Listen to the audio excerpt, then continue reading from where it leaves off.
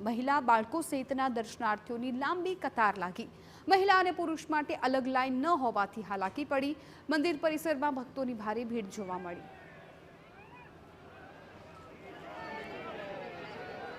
तो आप line जुओ, line परथी ज अनुमान लगावी शकाय छे कि आजना दिवसे श्रद्धाळुओ मोटी संख्या में द्वारकाधीशना दर्शन करवा माटे उमटी पड्या छे।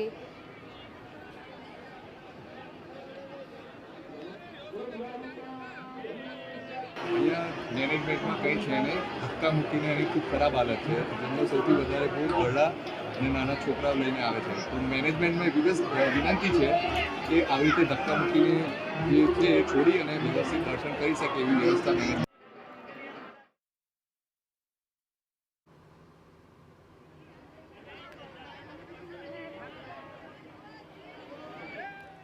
तो आज तमाम धार्मिक स्थलों पर मोटी संख्या में श्रद्धालु छे उमटी पड्या छे। आ दृश्यो आप द्वारकाना जोई रह्या छो कि ज्यां मंदिर परिसर में भक्तों की भारी भीड़ जोवा मळी हती। ज्यां जुओ त्यां मात्र मानो महेरामण उमटी पड्युं देखाई रह्युं छे।